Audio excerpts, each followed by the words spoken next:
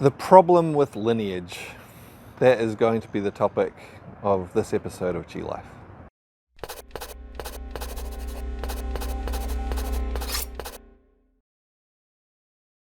So within Qigong practice, and not just Qigong, a lot of other, I guess, particularly Chinese arts, so Kung Fu, other things like that, historically a lot of emphasis was put on lineage.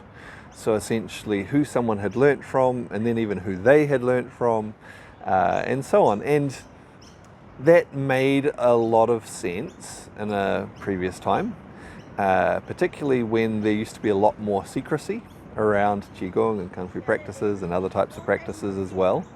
And I've talked about this before in the vlog where, going back, it's actually not that long ago, in the scheme of things. A lot of these practices were kept very closely, they were very secretive, and often only passed down literally within the family. So the lineage was literally who's your father, or mother sometimes, more commonly father, and who's your grandfather, your grandmother. So, not only who you have learnt from, but who your bloodline has come from. But that also extended into practices as well, because it wasn't purely kept within families. Sometimes there were other students, and it was like, yeah, okay, well, who have you learnt from? Because these arts, these practices were so closely held and secretive, it made a lot of sense in terms of understanding the validity of what was being taught and where it had come from, that sort of thing. That emphasis on lineage, because people have seen it historically, and referred to and so on, for some people has continued through into this day where they still put a lot of focus on lineage. So in this video, I'm going to talk a little bit about some of what comes from this idea of lineage. And to be fair and balanced, I'll have 3 pros and then also 3 cons. Some of them may be downside of continuing to focus too much on this idea of lineage. I might even sneak a 4th one in, we'll see how we go. Anyway, so what are some of the good things in this modern era, this modern context, on having a focus on lineage? So one good thing that can come from this, again, is about, understanding where a particular practice or variation of a practice has come from. You can think of it a little bit like academic referencing. When, if an academic is writing about different ideas and so on, they will reference, and this idea was first written about by this person, and this other person did a study on it. And so you can piece together where it's come from. That gives context and gives you a better understanding of what it is that's being written about or taught. That can be a good thing, understanding lineage from that perspective. A second thing that can be positive, that can come from this focus on lineage, is organizational. In that, sometimes a whole lot of people have learnt a particular style or a particular practice, and there's been one person who's taught them, particularly in the modern era. In previous eras, it wasn't generally so many people learning one practice, but in the modern era, maybe a whole lot of people have learnt these different practices, and when the person who taught them and was in charge kind of oversaw things, passes away, well, who is then left in charge of just organizing things, making sure things continue to run well, maybe keeping a community together around the practices, the principles that they've learnt? And so having someone become the new lineage holder, the new person in charge, that can make sense. That can be a positive thing. A third positive thing that can come from focusing on lineage is a maintaining, and it kind of connects to the second one, but maintaining of traditions around a practice, and maintaining of aspects of culture and so on. And that can often be a really positive thing as well. So there are good things that can come out of this focus on lineage. So now the cons, because there are some significant cons as well. And well, I've I may not look that old. It depends on your perspective. To some people, I probably look really, really old. To other people, you probably think, oh, he looks really, really young. I've been around this world, this type of thing for quite some time, both in terms of Qigong and martial arts. I've seen a fair bit.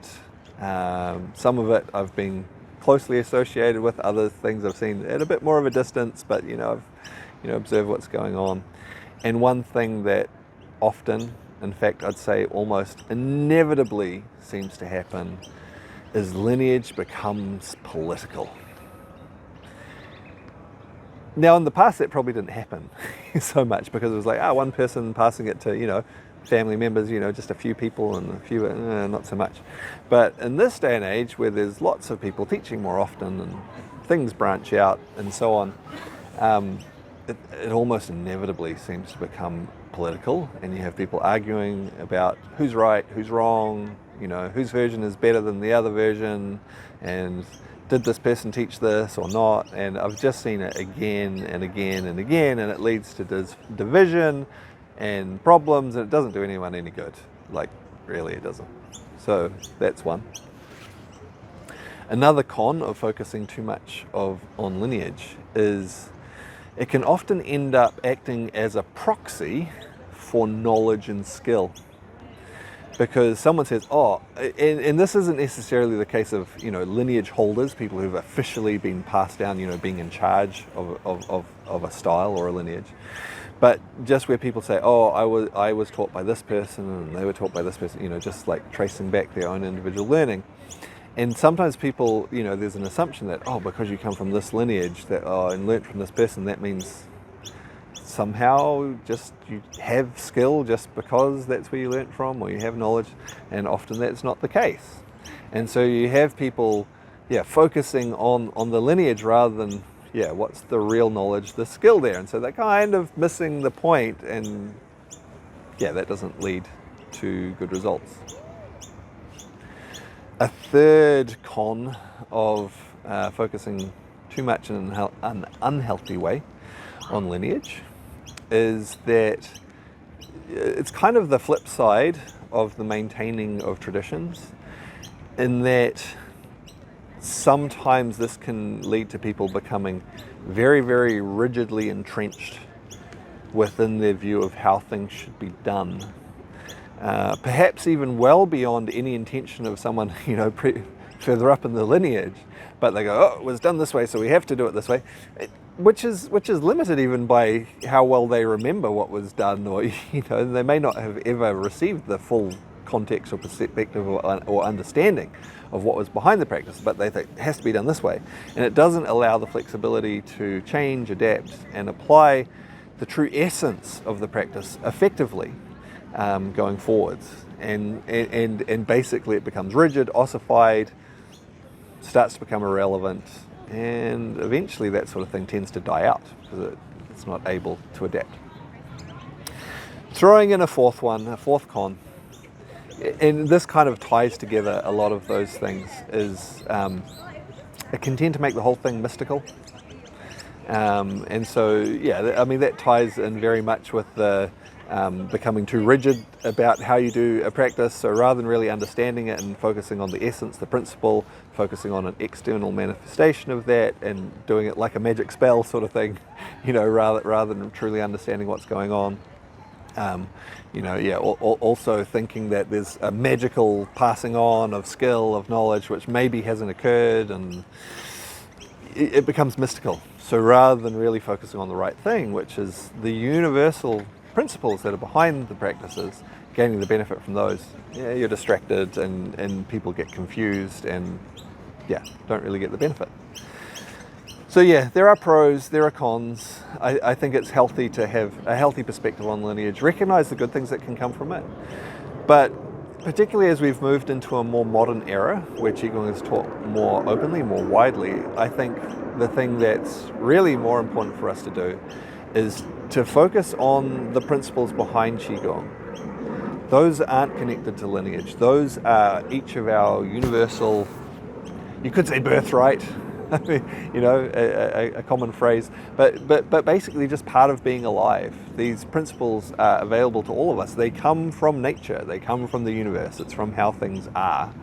And each of us really, in our own learning, ideally will go beyond who did we learn from, what are the specifics of what we learned, and to understanding those principles for ourselves, to our own direct connection with nature and universal principles. And that's really where we should be aiming for. And then what is our lineage? Our lineage is the universe itself. All right, hopefully that's been interesting, given you some good perspective. Again, it's not that there's something that lineage can't be useful. So for example, you know, Long White Cloud Qigong, we teach a whole range of different practices that are in some respects unique, put together in a particular way, and it's useful for people sometimes if they're looking at different Qigong practices and learning them to go like, oh hey, that came from Long White Cloud Qigong, and that gives them an understanding of the flavor and, you know, principles that are likely to be in play within it. That can be a useful thing. But I think really, for the true benefit, we need to be looking a bit further than that, beyond lineage to the universal principles themselves. All right, I look forward to seeing you in another vlog soon.